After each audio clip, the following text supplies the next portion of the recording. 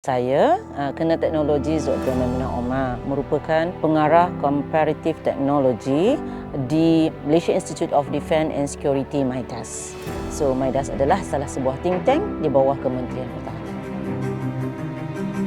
Saya adalah Ketua Sekretariat untuk penganjuran Putrajaya Forum, iaitu satu forum terbesar pertahanan yang menghimpunkan pelbagai latar belakang akademia, think tank, diplomat, mereka yang beruniform, pegawai-pegawai tentera dan bukan tentera di dalam satu platform dan mekanisme perbincangan yang mengupas isu-isu keselamatan dan juga pertahanan negara. So Putrajaya Forum ini berlangsung in conjunction of DSA dan ini adalah penganjuran yang kali ke-8.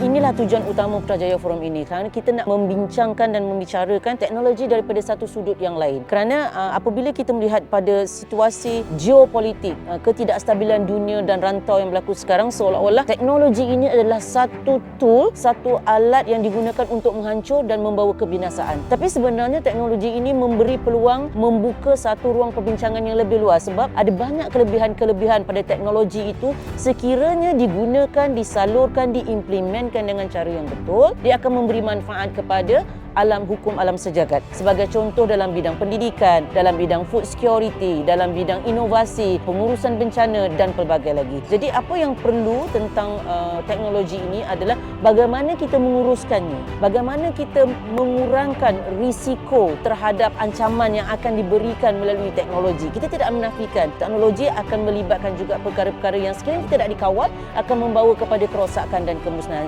Jadinya Putrajaya Forum ini telah memberi satu ruang dan peluang di saat dunia sekarang ini yang sebagaimana kita lihat berlakunya pertembungan teknologi, persaingan teknologi, peperangan, konflik di sana dan sini, tetapi Putrajaya Forum menghimpunkan, kalau kita lihat tadi dengan partisipan yang hadir 450 yang duduk, selebihnya berdiri sama-sama membincangkan dari pelbagai benua, dari pelbagai negara datang tadi. Kita ada daripada Russia, kita ada daripada China, kita ada daripada Pakistan, daripada India, even daripada Iran pun ada. Tetapi Putrajaya Forum ini telah berjaya menghimpunkan mereka dan menjadikan topik pembincangan ini satu topik yang lebih menarik, bukan topik yang membawa kepada kemusnahan dan kehancuran.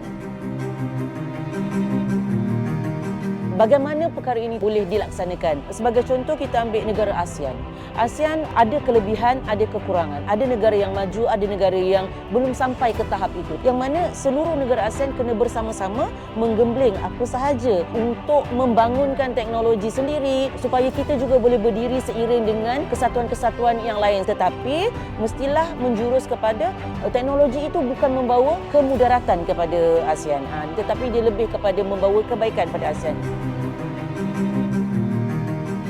Ya, apabila melihat senarai speakers yang telah memberi pandangan dan juga cadangan mereka di dalam Putrajaya Forum ini, kalau kita lihat tadi mereka datang daripada pelbagai latar belakang. Mereka datang daripada pelbagai negara, bukan sahaja di Malaysia tetapi luar negara. Mereka adalah pemain industri, ada daripada Akademi Sains Malaysia. Kita ada Menteri Pertahanan Singapura, kita ada Panglima Angkatan Tentera. Jadi bila kita lihat skop itu sangat luas dan sudah tentu kita merancang untuk mengadakan kerjasama yang lebih lanjut dalam bentuk pertahanan dan keselamatan. Apabila kita kaitkan dengan kerjasama ini, kita lihat dalam dasar industri pertahanan negara. So yang baru dilancarkan awal tahun hari itu, di dalam strategi tertentu berkaitan dengan pembangunan dan juga adalah untuk menggalakkan banyak generasi-generasi dan bakat-bakat baru dalam teknologi dan inovasi. Perlu banyak kajian, penyelidikan, inovasi dari segi teknologi dan sebagainya di antara institusi-institusi dalam Kementerian Pertahanan itu sendiri. Sebagai contoh, kita ada STRIKE, kita ada MIDAS.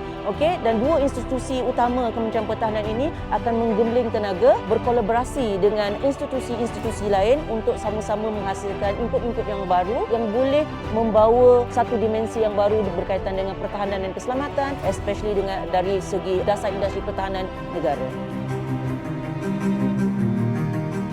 Putrajaya Forum edisi ke-8 ini sangat menarik dan sangat memberi satu impak yang sangat besar. Kerana buat pertama kali dalam sejarah penganjuran Putrajaya Forum, Duli Yang Maha Mulia Paduka Seri Sultan Perak mencemaduli menyampaikan titah diraja di dalam Putrajaya Forum ini. Dan selain daripada itu, Putrajaya Forum ini sangat menarik kerana kami menampilkan fellow Midas yang baru saja dilantik pada tahun lepas menjadi moderator dan juga speaker. So secara tidak langsung mereka yang telah dilantik menjadi fellow Midas menyumbang kepada forum hari ini, juga telah memberi manfaat kepada banyak pihak dari aspek perbincangan dan output yang dihasilkan.